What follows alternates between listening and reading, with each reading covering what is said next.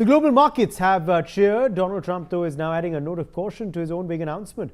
After claiming very good and productive conversations with Iran and declaring a 5-day pause on strikes, Trump has now made it clear this is not a done deal. In his latest remarks, he has suggested that Iran wants a deal badly, even hinting at a shift in power dynamics inside the country. But crucially, he stopped short of any guarantee. This is not a ceasefire. This is not a final agreement. It is at best an opening. What does that mean then for the world watching this unfold in real time? What it means, the relief we are seeing in global markets may be premature. Stocks have surged, oil has fallen, and investors have rushed back in, hoping the worst is over. But Trump's own words suggest otherwise, that the situation remains fluid and unpredictable. Add to that Iran's complete denial of any talks, and the foundation of this so-called progress looks shaky. If there are no talks, what exactly is this deal built on? Well, the real message from Trump tonight is this: there is a pause, yes. There is a possibility of diplomacy, yes, but there is absolutely no certainty. The next 5 days are not a path to peace yet, but they are a test. And whether this leads to a breakthrough or a breakdown will depend on what happens next.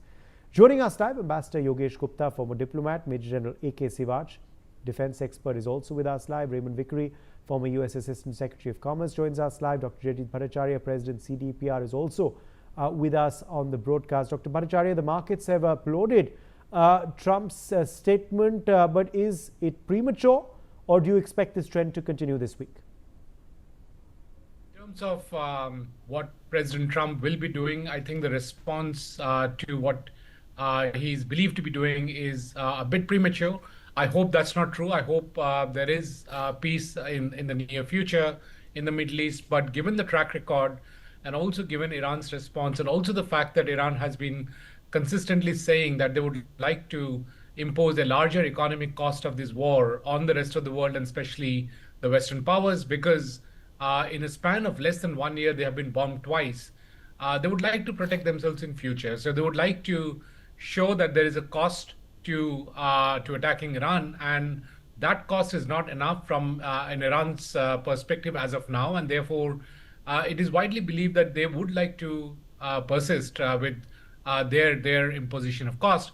However, Iran also stands to lose, as we all know. So is Iran posturing, or is the US posturing, is really the question. And I hope they do come onto the table, which will then give a significant relief to the global industries, and therefore perhaps the response in the market to the US overtures could really have a basis to that. Okay. Let me in fact take that to you as well, Ambassador Gupta, on this cessation today, this temporary cessation. Do you believe this does imply that the end is coming soon, or is it too early to say? Also, the clarification that has come in later from Trump on these talks, is it something that will provide us hope to an end of the conflict, or is it something that, of course, again, is just being done in Trump style, much bigger than what it actually is? Well, there are 2-3 points that I would like to highlight. The first is that it is in nobody's interest, and certainly not in the interest of the United States, that the gas and oil infrastructure of Iran and other countries in the Gulf is destroyed, because that means much more destruction. That means non-availability of oil and gas from a number of countries which were contributing something like 30% to 40% of the oil or gas supplies to the global output, global exportable output. So that is not in the US interest. So while the US may threaten that, it will destroy this, it will destroy that, that is something which is not in the interest of that country, in the United States. The second thing is that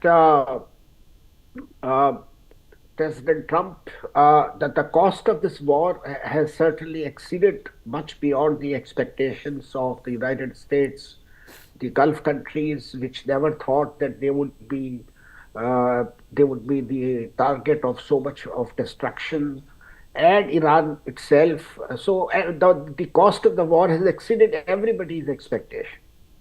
So in that sense, everyone is looking for a respite. Everyone is looking for peace. So yes, the time is opportune for to talk peace, but then the kind of demands that US had made earlier that Iran's nuclear capability must be completely erased. Its missile capability should be limited. Its ability to launch attacks against other countries in the region, that is capped. I mean, all these things, and the larger question of that 60 kgs of that enriched uranium up to 60% or whatever, that is another issue which is not yet resolved. So these are all issues which will take considerable time to resolve. Which will there is no easy agreement on these issues. They will require a lot of negotiations. So yes, a window for negotiations is open. They're talking. That's a good thing. But I think we are far away from an agreement. We are certainly far away from an agreement. And all kinds of possibilities exist, but with now until the agreement is reached and implemented. Yes, let me in fact take that to you as well, Major General Sivach, on these talks with Iran. Now, which way are they headed? Iran claims they aren't even happening at all, and they've claimed that this is just psychological warfare being done to ensure energy prices go down. What do you make of the Iran reaction that has come in, Major General Sivach, and the talks with the US, who they're having them with, what the implications of those talks are going to be, and what you make of these Iranian denials? Absolutely correct. No denying the fact. What you are saying very correct. As far as US is concerned, Donald Trump has already declared there is a pause for 5 days, whereas the Iran has not responded. Iran says that they have no backdoor or back channel diplomacy where they have reached agreement. But it looks that possibly there were talks going on which were brokered by Qatar, Oman, and Turkey. Having said that, why now Donald Trump want a pause? See, the point is given an ultimatum of 48 hours. And he says within 48 hours, if Iran does not open Strait of Hormuz completely, then he is going to target their power sector. And in case if that power sector of Iran is being hit, the Iran has already given a warning that it will hit the energy sector of all these Gulf countries where the bases are there. In addition, the desalination plant. Now, these countries are all dependent on conversion of the seawater, almost 80 to 90%. Now, what would have been the impact of that? And could he have, in case, as far as Iran is concerned, Iran is quite clear in their requirement. They say that the state of Hormuz is open, but it's not open for basically its own enemies, that is Israel and US and their allies. So the question comes is Donald Trump buying time? Is Donald Trump very serious? Is Donald Trump preparing for something bigger? Because you remember that as far as USS Boxer and USS Tripoli is concerned, they will take another 4 to 5 days to come into Persian Gulf, and there are almost 4 to 5 thousand Marines. There is a talk which is going on that US may use a limited military. So that is also one of the point. And the second issue is US and Israel on the same page? That's very important because Israel last time, when the energy sector was not affected by the US, Israel had hit the South Paras, that the open gas field of Iran, and then Iran responded back, and therefore all these the open gas fields were hit by Iran, and especially the Ras Laffan, which is one of the largest. So the point comes is, will Israel also abide by it? What the America is saying, one. Second thing is, there is no denying the fact Donald Trump want an honorable exit. Donald Trump does not want this war to continue for longer because it will have an adverse economic effect. It is also affecting his popularity within back home. His popularity is one of the lowest as of today. There are midterm election in November this year, and also the cost of this war is increasing day by day. And armaments which were reserved as far as the US is concerned, they are also fast depleting. So considering all these things, I think US is interested in now have a honorable exit. Whereas Israel is having a different game plan because Israel feel that this is the time when Iran is weak. Iran must be made sure that it does not have a nuclear weapon in the future. Its missile system is calm. Now, this is what Israel is thinking. also the Iran has surprised the whole world by doing three things.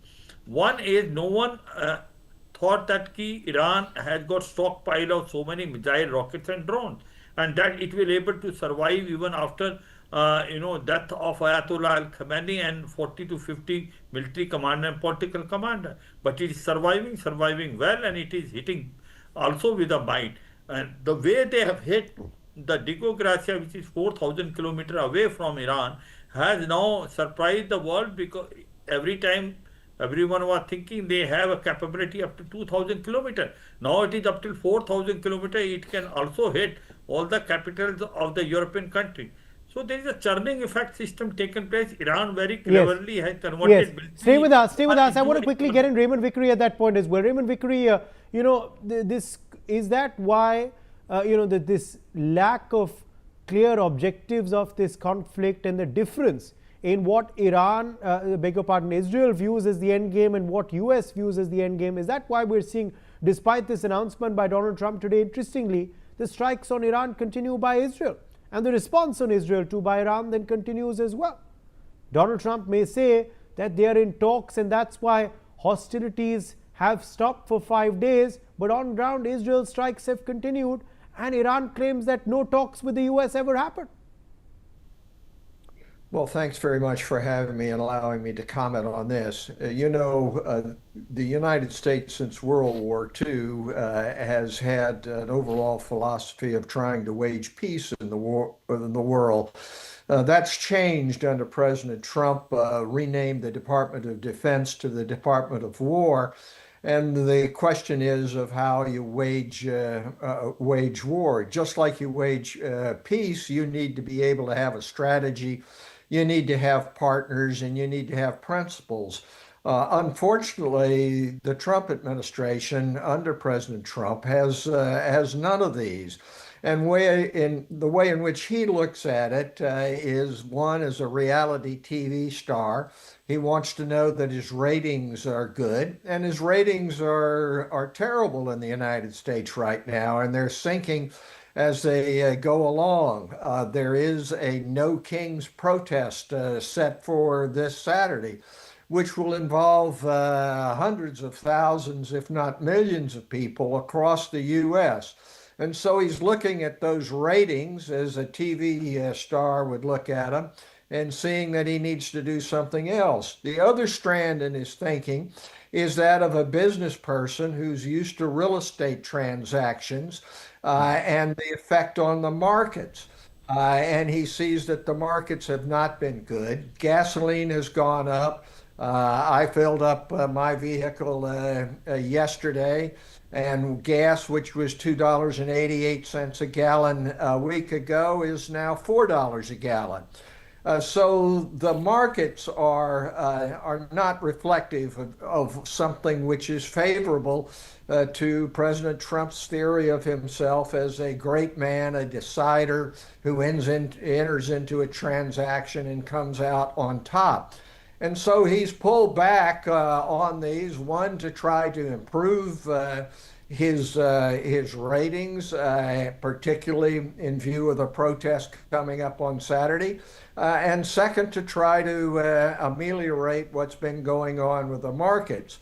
It doesn't necessarily reflect reality, particularly in the Straits of Hormuz, at all. And has been pointed out, the asymmetry between being able to produce vast numbers of cheap drones has taken over a war and is not a part of the calculus that President Trump has put forward.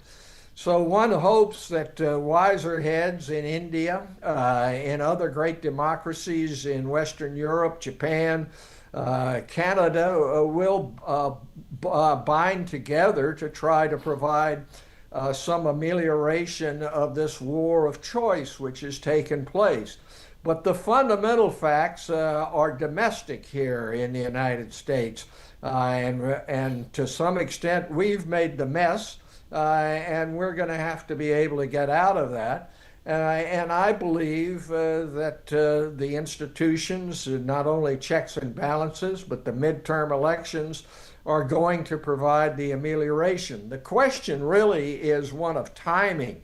The president can act within a few minutes in terms of executive orders, and our institutions take longer to be able to kick in. And the question is, will so much damage have been done to world peace and security, much less building prosperity, that it'll take a very, very long time to reverse it? And so that's the situation, and we can only hope, as I say, that there will be pressure from India and others in regard to turning to the path of waging peace as opposed to waging war. Absolutely. And now coming back to, of course, what we expect in the Indian markets tomorrow, do you expect again markets to be in the green as they are the global indices? Jaideep Bhattacharya, I think by the time Trump's announcement came today, markets had closed for the day, most of them at least. Are we expecting a bullish day tomorrow? And of course, also, I think oil prices as well immediately saw a dip after this announcement. Now, maybe a temporary halt, but look at the impact it's already had, Dr. Bhattacharya, isn't it? Absolutely, and I think that was one of the intentions of the United States administration. Yeah, that's what Iran is hinting towards. Yeah, absolutely. So the verbal signaling that something positive is happening is itself has had a significant impact. And I think the world was looking for some positive news. They've had enough of all the negative news starting from 2019, from the COVID times. We've had a continuous series of negative happenings in the global scenario, and that has really dampened the economic activities. We should have been growing as a global economy at a much more higher rate than what we are growing right now, and the implications are there in every single market. So for sure, I strongly believe that we'll see an upswing in the Sensex tomorrow morning, and there will be a significant amount of buying of the stocks, as long as there is no other negative news between now and since when the market opens up tomorrow. Of course, there are a lot of trades that have already been placed as we speak, and they will kick in the morning. So we'll definitely see an increase in the Sensex. We'll definitely see an increase in the mood. In fact, some strange happenings has been where the prices of gold and silver has also been dropping. And I think some of those corrections will happen. We should see the easing of the petroleum prices, which also means that many of the downstream industries, such as pharmaceuticals, which comes from petroproducts like propylene and so on, will see the prices also coming down, production coming back on stream. So there will be a lot of impact that will happen because of these announcements that were just made today. Yes, let me in fact quickly also then take that back to you, Ambassador Gupta, on what you believe will be the contours of this deal. If a deal were to happen, what would be the contours of that agreement? What is going to be the middle ground? Well, I think the middle ground is likely to be that this enriched uranium which Iran has accumulated, it could possibly be kept in a friendly country like Russia. The activity of Iranian nuclear program is monitored. Iran agrees not to enrich beyond maybe 5% or whatever is required for the energy, for generation of energy, as it claims. The deal respects its right to enrich uranium, and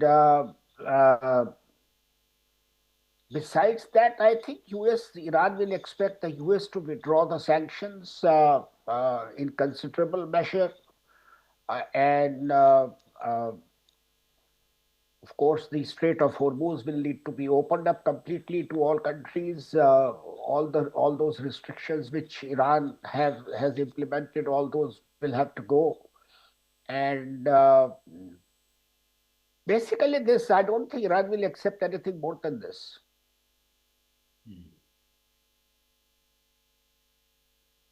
Okay, we're beginning to run out of time, Major General Sewach, but as far as, of course, now these hostilities on ground are concerned, do you see Israel now also falling in line with what Donald Trump has said, at least for the next 5 days? Yes, because the contours of the war are dictated by Donald Trump. I think the Israel will also accept it, because the point is that it is in the interest of the whole world that this 5 days pause should be there and some sort of peace should come.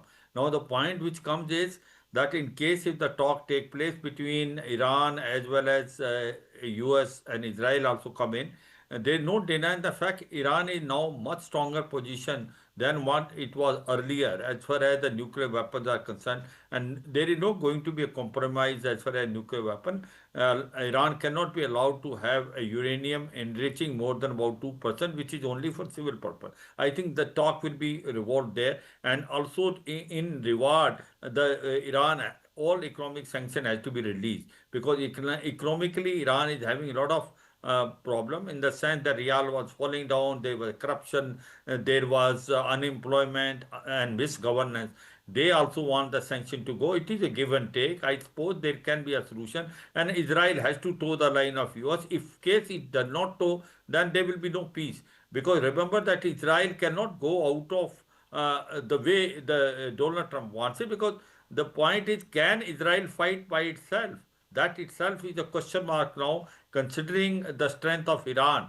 So I suppose it seemingly looks to be that the Israel will follow the footstep of US, and some sort of compromise will come, and that's what the world is waiting for. In case it does not come, it will be very bad news. You remember that the economy of the whole world is being now affected badly. The food, fuel, fertilizer rates are going, and oil rates, in case if this war continues for another 10-15 days, will touch almost about $150 per barrel, which will not be for the good of economy. And country like India and all, of course, are well placed. We have already reserve of oil, and we have diversified our sources. Also our LPG, which comes mainly from Qatar, we are trying to find out more sources, but it will certainly affect the economy. And the good news should be within these 5 days, some sort of compromise should be established. And I think US is very keen. US wants some sort of honorable exit, because Donald Trump has realized it, that he is becoming unpopular day by day in US, and he has to do well in the coming absolutely. The midterms are also coming up. He realizes that. Raymond Vickery, last word to you before we conclude on the way this is headed now. Well, I think the way this is headed is really back to the future. In 2015, we basically had an agreement in regard to nuclear enrichment, and we have to get back to that era of negotiation, as opposed to this use of violence and use of war in order to make it my way or the highway. So I think that that's the way out. And hopefully saner heads will prevail around the world to put us back on the road to peace. You joining us with your perspectives on this discussion. On that note, we're going to slip into a very short break. Of course, we will continue tracking this big story through the week right here on NewsX.